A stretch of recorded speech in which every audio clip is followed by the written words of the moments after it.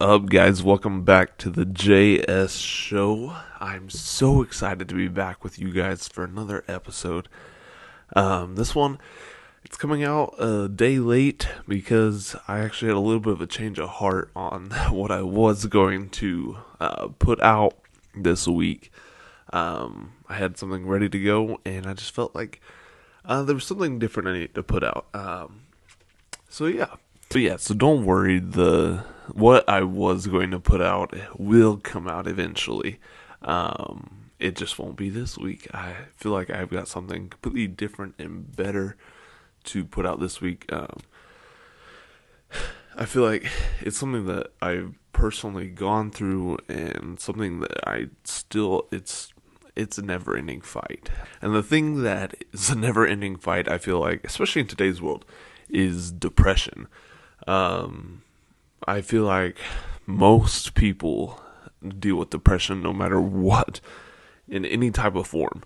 At some point, I feel like everyone experiences some form of depression. That is why today I'm here to give you 5 things that could possibly cure your depression without having to be on medication, without having to see a therapist, which sometimes seeing a therapist is good, though. It's good to talk it out. But I feel like these 5 things could really turn around. They've really turned it around for me. They helped me get over the hump, and they've helped me keep growing and not falling back and reverting back to my old ways. So we'll go ahead and get right into it today. The very first thing that I feel like most people need to address when it comes to depression is their diet. It's crazy, but you've got to look at it as food is our gasoline. You're not going to sit there and put bad gas in your car.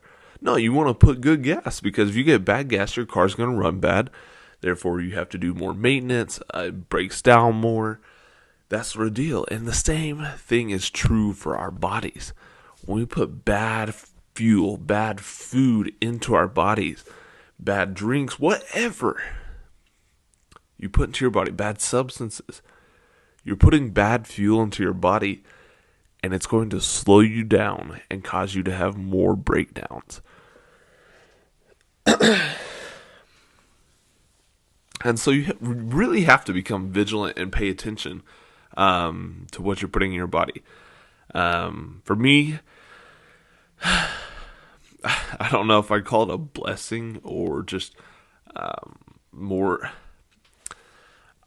I don't know what it is. I don't know if it's my upbringing, what it might be, but I can honestly say without a doubt, I have never had the urge or the want to consume alcohol, do any type of tobacco products, definitely not any marijuana or any other drugs. But I don't know. I don't know what it is. I don't know if it's because I don't know. Really, I don't know. I've been that way for my whole life. I think part of it is just I've had to become careful with some health conditions I had when I was younger. With my heart, and still my heart's sensitive to some stuff, so I try to be careful with that aspect anyways. But man, food is a big one. I did not realize how big of a factor food played in your mental stability until I think that's really what ruined my mental stability. Because, a little bit of backstory, high school, I was an athlete. I played sports 24/7. I was constantly in the gym, if not twice, at least once a day. It was an every day. There are very few things that I can look back on during my high school and even younger years that I wasn't doing some sort of physical activity. And I think this happens to a lot of people. And this is why we call it the freshman 15, except mine was a lot more than 15. But when we go off to college, You have these people that were athletes that were used to training and doing physical activity every day in high school, and then boom, it just stops 100%. You lose your structure, you lose your routine, and some people are able to maintain it, and good for them. That takes a lot of discipline. I was off and on maintaining it, and finally it just eventually just completely stopped. I know a lot of it comes down to diet, or a lot of it comes down to money, and I think a big misconception is that you have to have a lot of money to eat healthy. It costs more, and yes, it does to a certain point, but if it really came down to it, and you really wanted to consume the right stuff, you could afford it. But yeah, so I went off to college, made bad, terrible food decisions. I basically became kind of like a hermit almost. I don't know. I don't know. I don't know why. I mean I was a homebody, but I don't know. I don't know what happened, which is tough. But thing that happened is I started using food as a coping mechanism. Whenever I would get upset, when I would get stressed, when I would feel anxious about an upcoming test or something, I would turn to food. And that was the worst thing I could have possibly done. Because what happens is that becomes your crutch. Food will become your crutch if you let it. And it's not good food either. It's those high carbs, high fat food. And that's when you start to really deteriorate body wise. You start to put on lots of fat, you lose your muscle, and that's honestly to the point where I got. And we cannot do that. Food cannot be your crutch. Food is not a coping mechanism. I'm as hard as it is to say, I mean, I still have to fight it every day. Just today, man, at work, I got really irritated, and I'm still working on reprogramming my brain.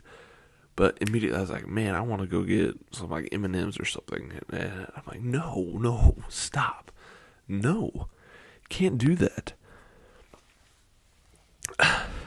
But yeah, food cannot be a coping mechanism. It is way too often one for people. I think that's a lot of our issue though today. But, and I don't know if it's because of marketing or what it is, but we have these comfort foods, which are, they taste pretty dang good, but they may feel good. You get that dopamine when you eat those. But we've got to put better fuel in our bodies, and there's better ways to do it. One of the things that I have actually started doing is tracking macros. If you don't know what macros are macronutrients. So like your protein intake, your fat intake, your carbohydrate intake, your calorie intake. Monitoring those, figuring out what you need. For me, where I am at right now, I need to lose weight. And so I figured out what my goal weight is. And then I figured out what calorie range I need to be in for that weight, which is a deficit from where I'm at. And then calculated my fat intake, my protein intake, because I want to be able to maintain muscle, and then my carb intake. And so I track those there's tons of apps. And you can do it yourself too. You can keep a little food journal. But I use an app. I think it's MyFitnessPal is the app. But you can sit there and track your macronutrients and see where you're at for the day. And it is crazy. It helps me stay accountable. To really engage in the diet, though, I have made tracking my macronutrients a game. Because I found a lot of people are competitive. I'm super competitive. So if I make it a game of tracking my macronutrients and trying to hit one goal while staying under another, I find that I can do it a lot easier and a lot more efficient. The second thing that can cure depression is exercise. I, again, where I was an athlete growing up, I exercise was just, it was part of my life. It was a huge part of me. And so I never really knew different from the benefits. I I didn't know what it was like to not have exercise. So again, when I went off to school and didn't have that exercise, I knew something was missing, but I really didn't think it was exercise. That is until I started researching and exercising again myself. And man, I can't tell you enough. I think diet, exercise, and my relationship with Christ have or what pushed me through my depression and helped me to overcome it. Because really, exercise is like a gateway drug. Because when you exercise, you get all these dopamine hits during it. You may not realize it while you're doing it. You may be thinking, man, this sucks. But I'm telling you, if you go and you push yourself, you work out hard, after you were done, you will feel so much better. You will feel awake. You will feel alert. You have more energy than you did before. And it's crazy. And what happens is, because it's a gateway drug, because exercise is a gateway drug, you start to crave it more and want more of it and want to learn how you can get better at it and get more out of it. And that helps you just to overall increase your mental capacity, helps you to be in a better mood, helps you be more productive and be more successful ultimately. Another thing exercise does, ultimately it makes you more fit for survival. The harsh reality is we've become way too comfortable with our surroundings. How can I put this? We have become too reliant on the government. That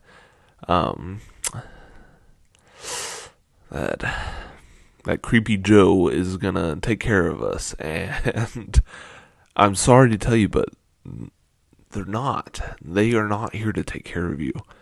And so,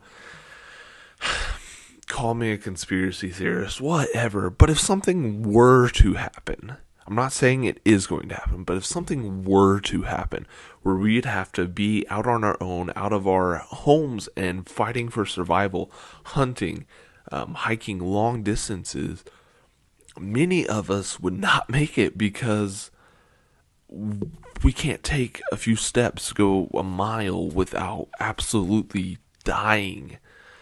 And I don't want that. That was a harsh realization that I had to come to myself. I was like, dude, if something happened, you would not survive.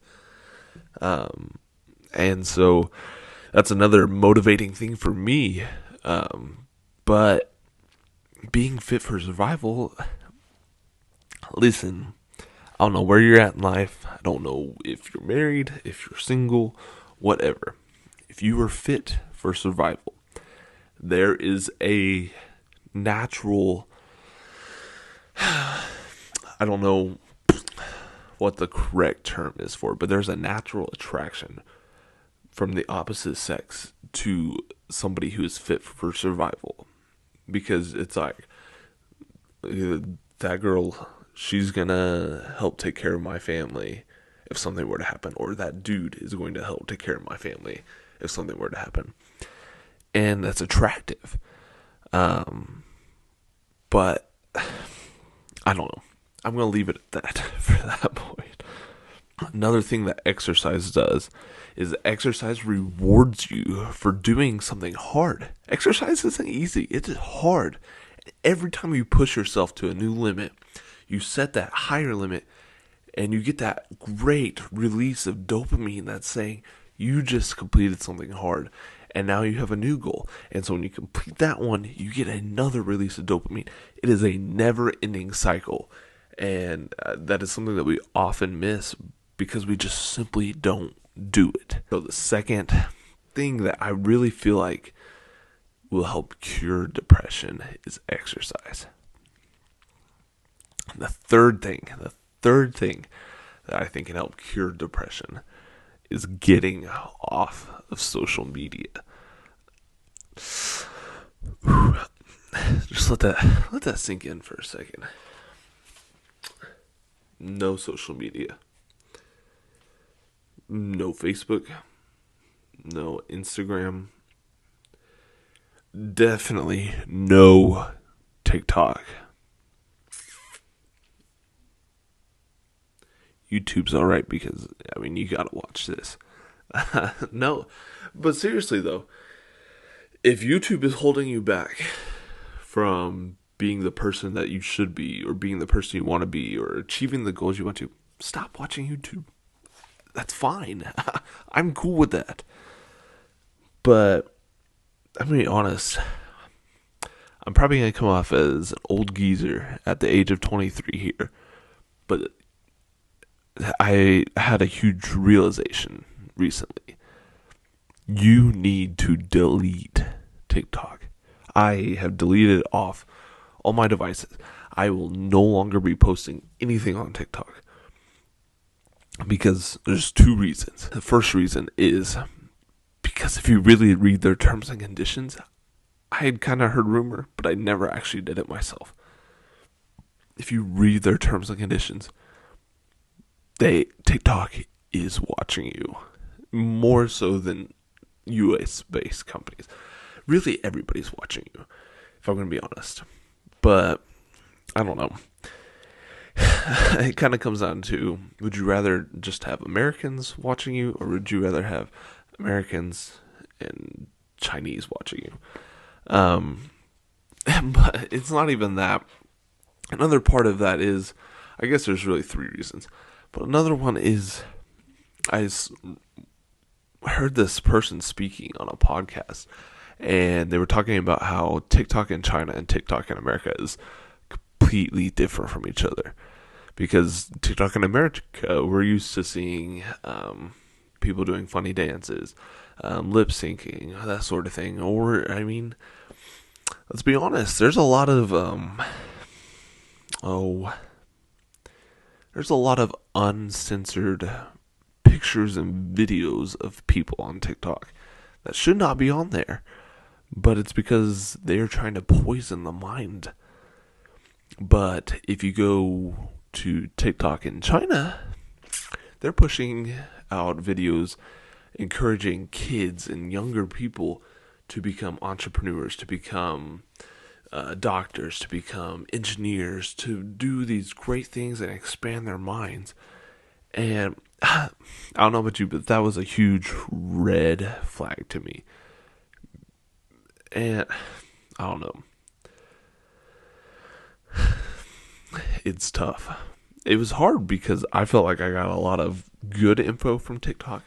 But the crazy thing is, so at one point I followed, it was close to about 800 accounts on TikTok. And they were all like entrepreneur accounts, finance accounts, real estate accounts. Like, that's all it was. It was people teaching stuff. But because of the way the algorithm is set up for America, even though those are the only accounts I followed, I would still, about every 5 swipes, get some stupid video of something that I had no interest in whatsoever. But that's the other thing. The other reason you need to delete TikTok is you get these false dopamine dumps, video after video. Because what happens is, you find one video that you like. And I go, ooh, I really like that video. So then you swipe. And you're like, ooh, I like that one, swipe. And you get to where you're wondering what's going to be next every time you swipe. And before you know it, you spent 30 minutes, 45 minutes, an hour, 2 hours on TikTok.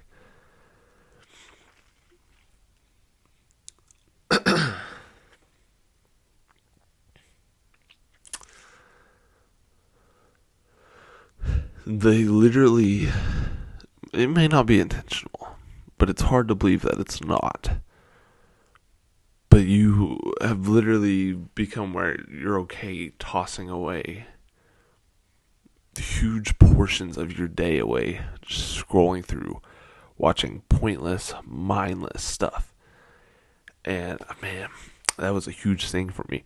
You need to delete TikTok because TikTok is robbing you of your time and your dopamine. You spend hours a day on TikTok getting these false dopamine hits, and eventually you will become so numb to it that it doesn't mean anything to you. But yet you will still do it because you have become a slave to it.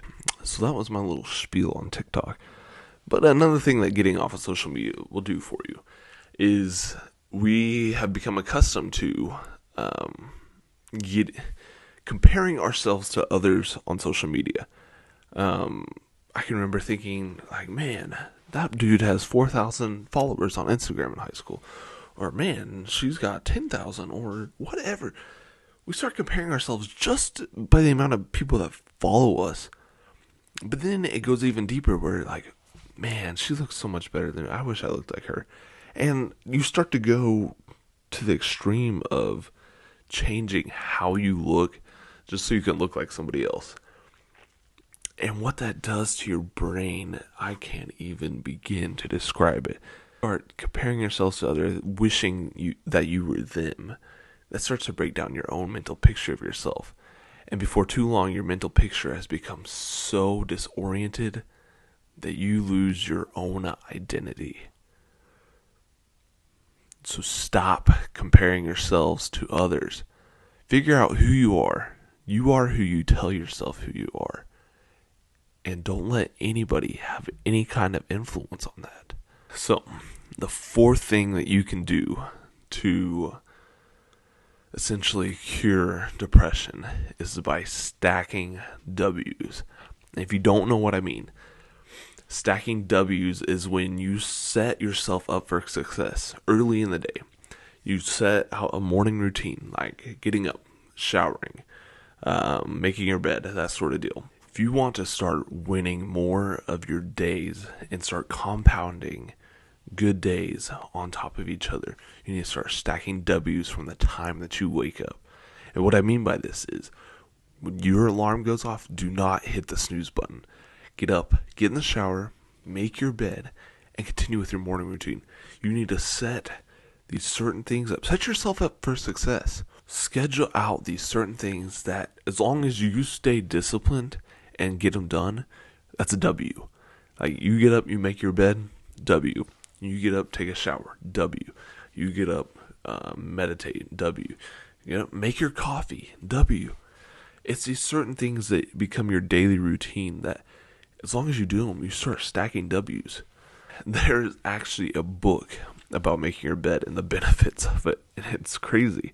I need to read it, but just the simple art of being disciplined. It develops discipline, and plus you start to check things off that list. And as humans, when we start to see check marks pop up, we feel accomplished and we want to do more things. And so it's motivational in a way. But there's two sides to the coin. You can either stack W's or you can stack L's. And what I mean by that is just the complete opposite. If you hit the snooze button multiple times on your alarm in the morning, that's an L. Multiple L's if you hit it multiple times. If you get up, don't make your bed, L. If you get up, decide maybe that you don't want to shower, L. Anything that is breaking out of your norm that keeps you disciplined is an L.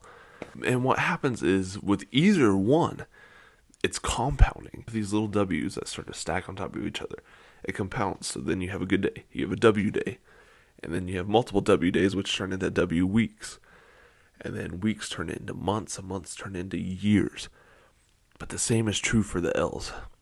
So you have to consciously set yourself up for success, because there's so much going on in the human mind in today's world that if you don't have certain things structured out in your day-to-day life,